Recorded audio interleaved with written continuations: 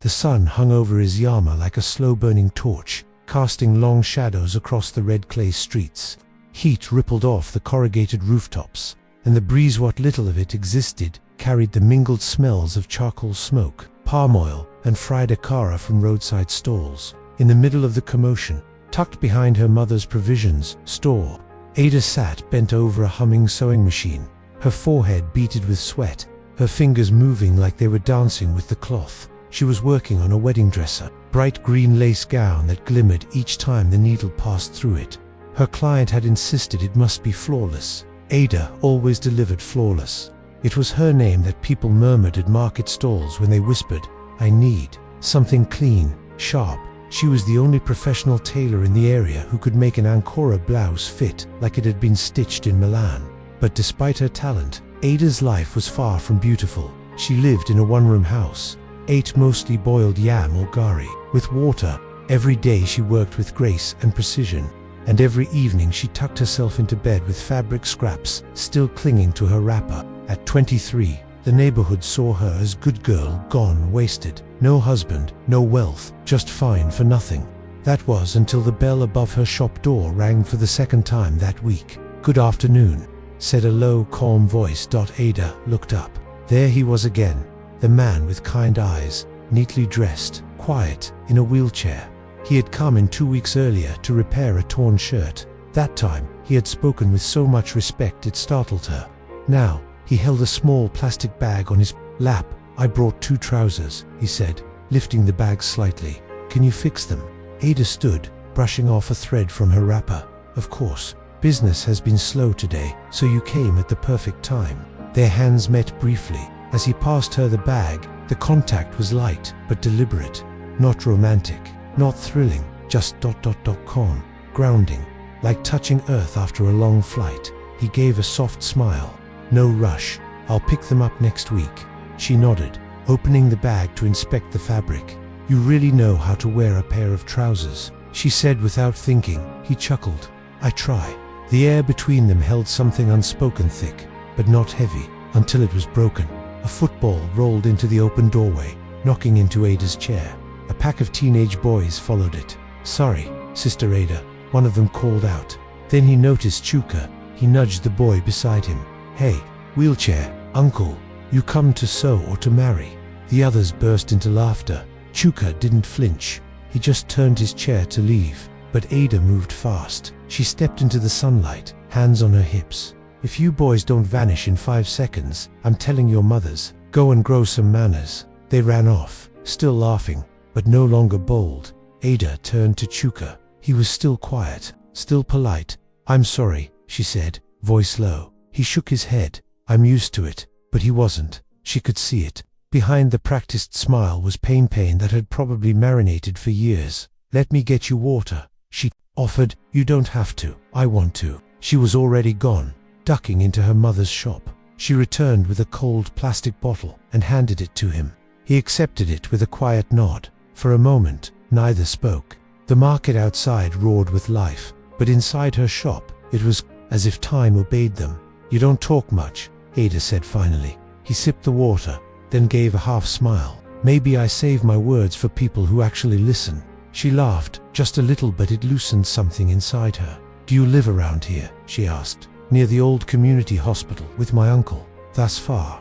"Especially by wheelchair," he shrugged. "I like the quiet." Then, after a pause, he added, "You're kind, Ada. Most people see the chair before they see me." She looked at him, not at his chair, not at his legs. "At him I see someone who smells better than most of the men who come in here. Someone who doesn't talk too much and doesn't show off. That's what I see." He smiled again, this time, wider, fuller. And when he left, Ada found herself watching him longer than usual. She didn't know what this was, but it felt like the start of something no one in his yama would understand. Word spreads faster than wind in small towns. By the next day, the whispers had started. "Ada is wasting her beauty on that crippled man. He must be using charm. These quiet ones always are. He can't even stand. What kind of husband is that?" Inside her shop, Ada kept sewing. She kept her head down, but she heard it all through forced coughs, side glances, and sarcastic chuckles that followed Chuka's wheels as he passed. He still came to see her. Not every day, but often enough. Sometimes with fabric, sometimes just to say hello. Never staying too long. Never overstaying his welcome. Always leaving behind something more than he brought.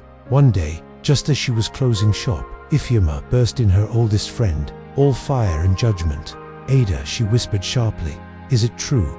Ada blinked. "Is what true?" "That you single quotes re ... dating the man in the wheelchair." Ada folded a finished blouse. "His name is Chuka, and yes, we're friends." Ifeoma scoffed. "Friends, Ada, be serious. That man can't walk. You want to suffer for the rest of your life." Ada didn't answer. "Who's going to carry you when you're sick? What about children? You think love is enough?" Ada turned to face her. "Is that all a man is to you? Muscles and working legs? You think these leg-walking men around here know how to love?" Ifeoma folded her arms. "People are laughing. Let them laugh," Ada replied, voice steady. "They laughed at Jesus too." That night, she came home late. Her mother was waiting, seated outside, her wrapper pulled tight around her. "Ida," she said. "Sit." Ada obeyed. "Is it true? This man from the hospital?" "Yes, Mama, we're friends. Friends with someone who can't cross a gutter alone." Ada looked up. "He treats me with respect." Her mother stood suddenly. "Respect? Won't cook food or pay bride price. If you shame this family, don't come back here." Ada's eyes burned, but she didn't cry. "I'm not ashamed," she said.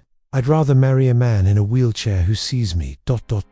than a man with 2 legs who walks past me." She walked inside, leaving her mother behind, and in the silence of her room, Ada sat down and whispered to herself, "This is just the beginning."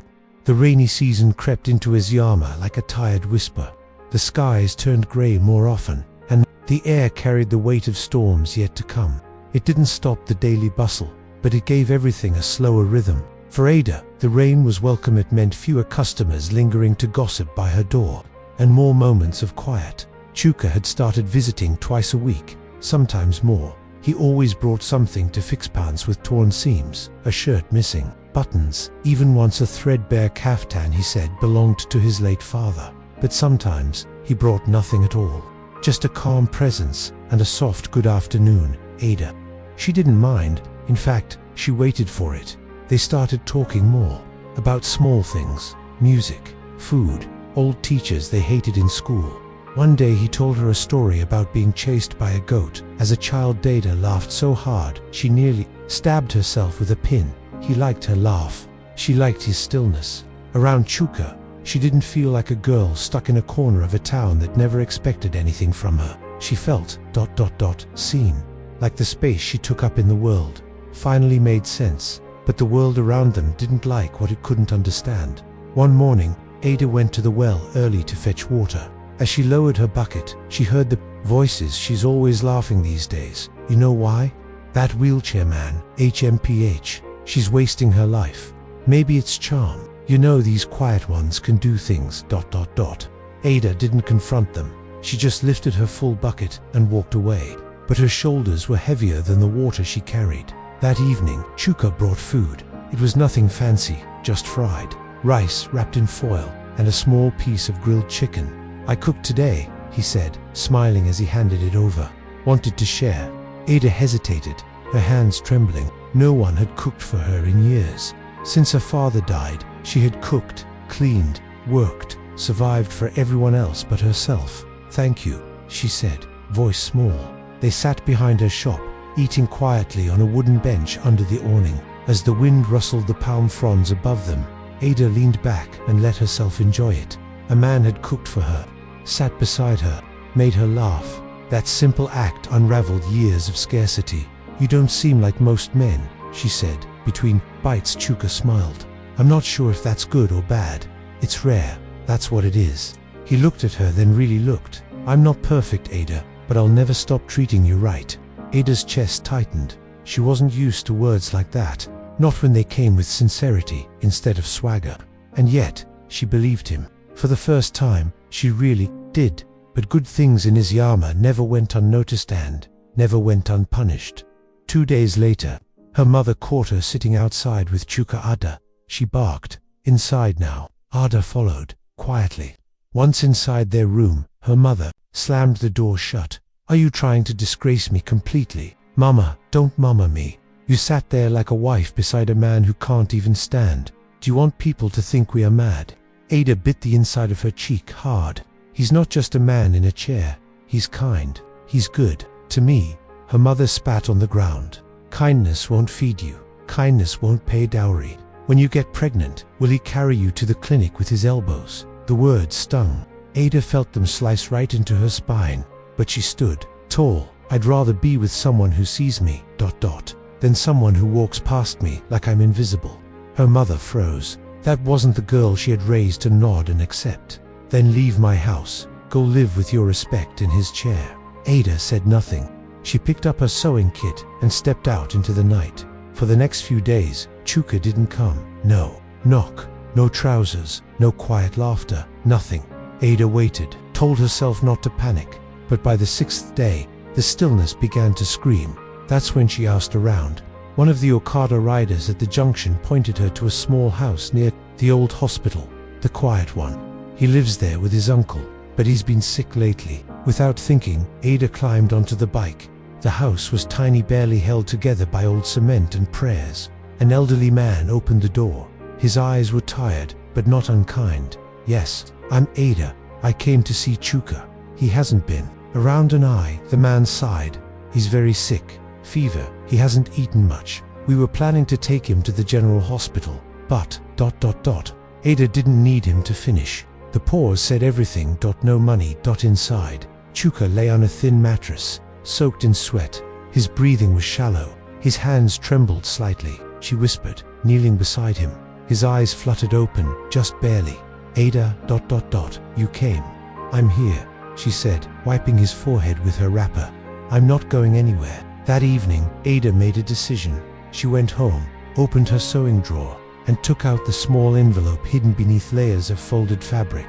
Inside was all the money she'd saved over the past 2 months for zippers, thread, new fabrics. Her future, she counted it twice, then used it to hire a cab and carry Chuka to the hospital. She stayed by his side that night, feeding him spoons of water, talking to him even when he couldn't respond. When the doctor came out at midnight, he gave her a tired smile. You brought him just in time. He's stable, but he'll need rest, food, and proper medication. Ada exhaled, thank God. By morning, word had spread, of course it had. Ada had taken the crippled man to the hospital with her own money. She had stayed overnight, like a wife. When she returned home, her mother was waiting with fire in her eyes. You took your savings to take care of a man who isn't even your husband, she yelled. You spent money on someone who can't even lift himself. I helped someone I care about, Ada said, standing firm, and I'd do it again.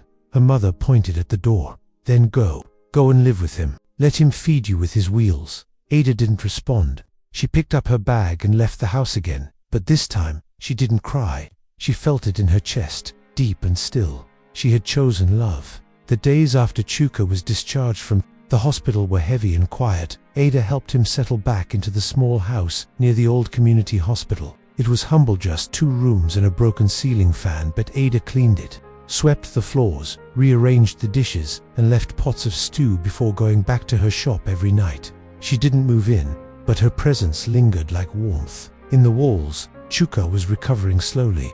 His appetite returned first, then his voice, but his past remained untouched. Like a locked room no one dared open. Ada asked once. They were sitting beneath the mango tree beside the house, her head resting lightly on the rough bark while Chuka peeled an orange. What did you used to do before? Before all this? Chuka paused, peeled carefully. I worked in the city. Doing what? Different things. But that's another story, for another day. He smiled at her, soft, apologetic. Ada knew better than to push. Everyone had wounds. Some needed silence more than stitching back in her shop. The routine was unraveling. She hadn't taken a proper order in almost 2 weeks. She was behind on 2 blouses and a burial wrapper. Customers came and went, but now they came with whispers. They didn't just want clothes, they wanted drama. Some days, Ada would walk into the shop to find nothing but silence. Other days, the chalkboard outside was smeared with mockery. Once, someone had written in jagged handwriting, "Mad woman marrying a beggar." She didn't cry. She erased the words with water and a sponge, then kept sewing. but the weight was building, especially when her landlord came knocking. "Ada," he shouted across the road one evening. "Come here." Her stomach dropped. She crossed a dusty path, hands trembling. "Good evening, sir." The landlord didn't smile. "You think I'm running a charity? Your rent is 2 months overdue. Saturday. No excuses, please. Just a little more time." No more time. That night, Ada couldn't sleep. She stared at the crack in the ceiling of her room, wondering how long before she was out on the street. She thought of asking Chuka for help, but shook the thought away. He had enough burdens. She had promised herself never to be one. The next morning, as she opened her shop and unlocked the front door, the landlord appeared again, this time looking satisfied. "Ada, come." She frowned, walked toward him cautiously. "You couldn't come tell me someone paid your rent?" Ada blinked. "What? 6 months. Paid in full. 2 days ago. Clean man, well dressed. Dropped the money. Said it was for you. Didn't leave a name." Ada's throat tightened. "Sir, I didn't," he said. "She know when the time is right." The landlord grinned. "You must have a rich admirer somewhere." Ada stood frozen. Not Chuka. He didn't even know how bad things had gotten.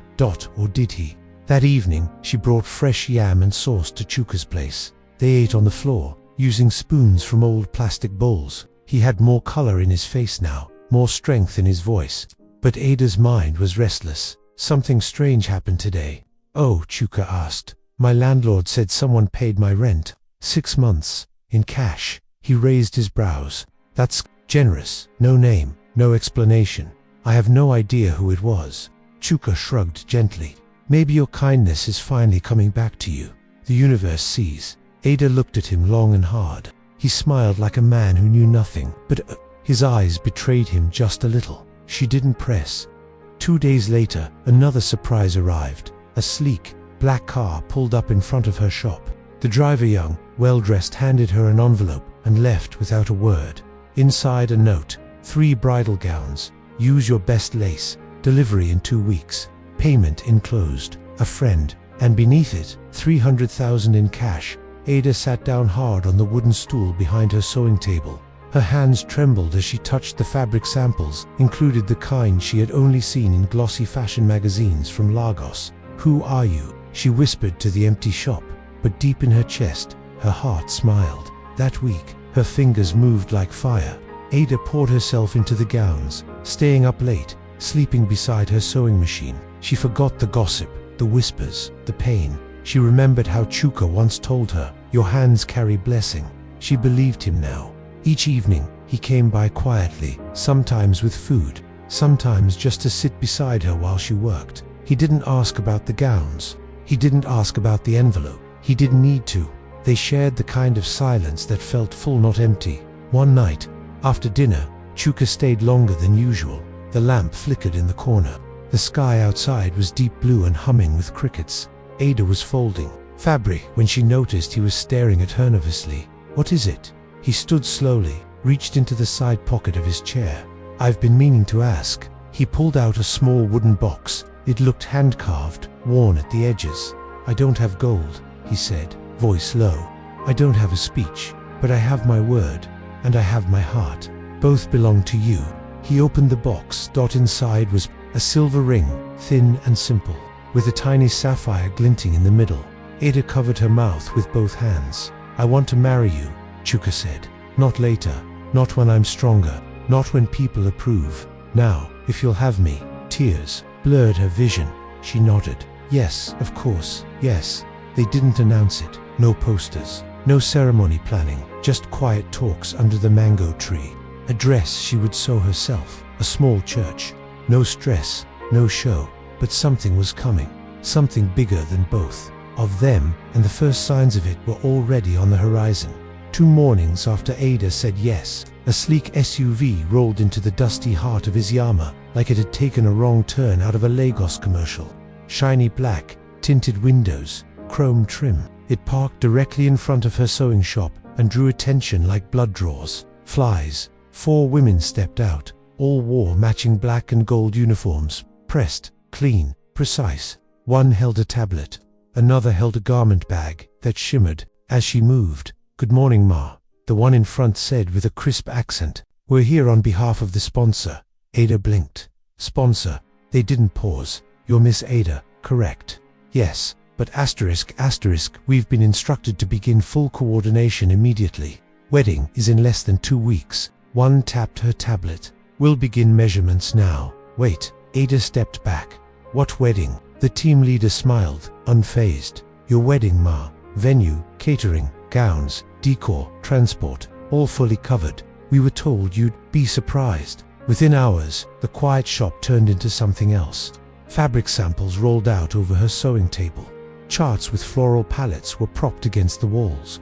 One assistant began measuring Ada's arms without asking, murmuring numbers to the other who typed them into a phone. 3 gowns were to be made, one for the church, one for the reception, one for the after-party. Imported lace, Swarovski crystals, Parisian embroidery. Ada stood still as the room spun around her. Who's paying for this? She asked, her voice shaking. The woman with the tablet just smiled.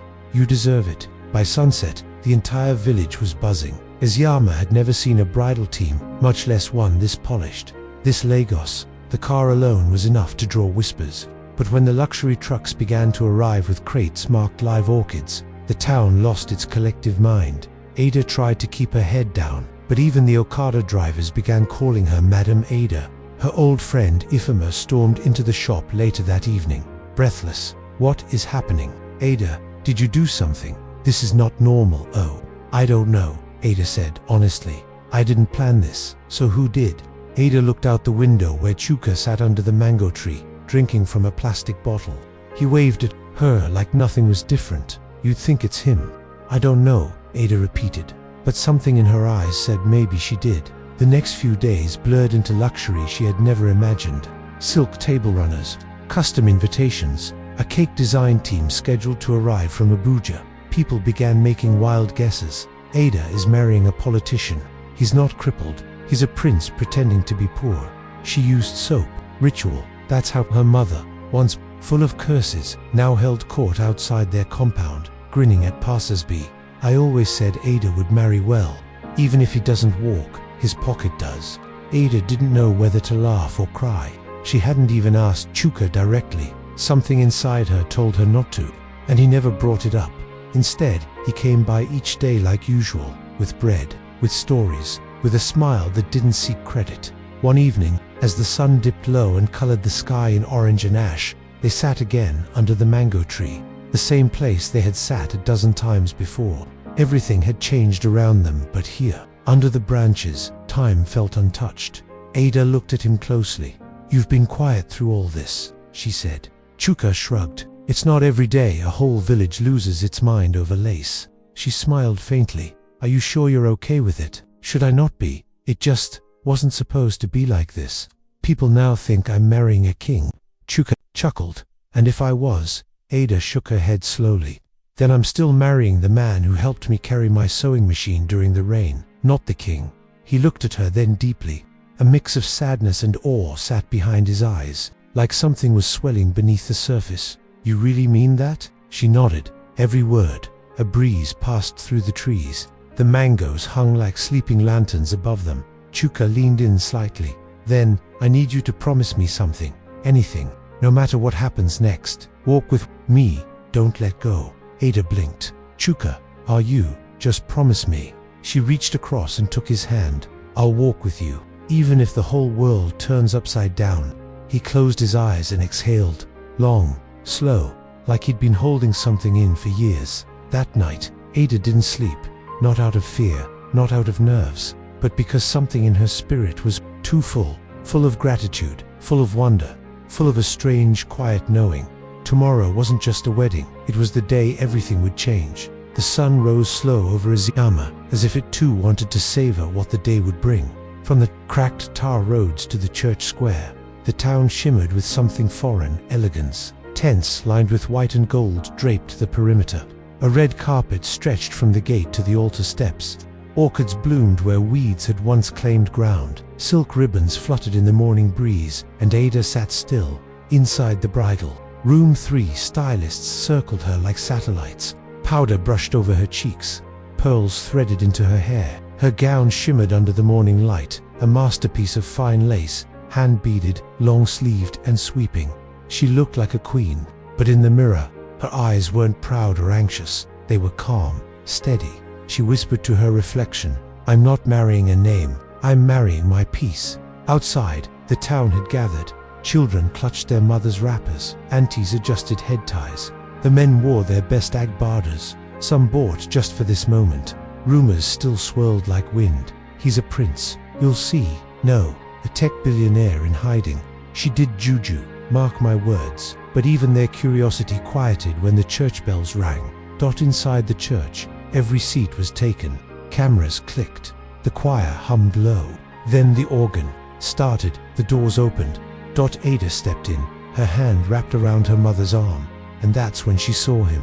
Chuka stood at the altar, not seated, not leaning. Standing. Tall, poised, balanced. His white agbarda shimmered under the stained glass windows. Gold embroidery curled at the cuffs. His shoes shined like polished coal. But what caught the eye wasn't the clothes, it was the man. The same man who had once rolled to her shop, with a quiet smile. Now he stood waiting for her. Her steps faltered, her breath caught. This was not what she expected. This wasn't what anyone expected, her mother whispered, stunned. "Baby, go." And Ada walked. Eyes wide, heart pounding, dress trailing like water behind her. Chuka watched her like a man who had seen a sunrise. He never thought he'd live to witness. The vows were simple. Nothing rehearsed, nothing ornate. "I choose you," Ada said, her voice shaking. "Not because of what you have, but because of what you hold inside." "I choose you," Chuka replied, "because in a world full of noise, you heard my silence and stayed." Tears were already flowing in the pews when the priest announced, "You may now kiss your bride." The church erupted in applause, but the real moment hadn't arrived yet. The reception was held under a canopy of fairy lights and open sky. Imported flowers perfumed the air.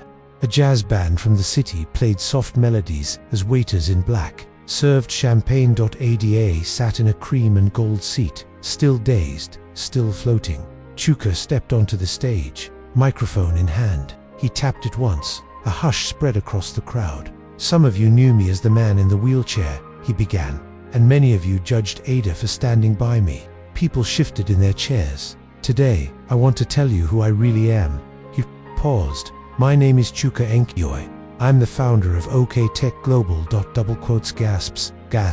Ada blinked. She had never heard that name before, not from his mouth. "Years ago," Chuka continued, "a car accident took my ability to walk, my voice in business, and almost my will to live. I disappeared, not out of shame, but out of exhaustion. I came to Eziama not to hide, but to heal." He looked down briefly, gathering himself, and Ada, she saw me.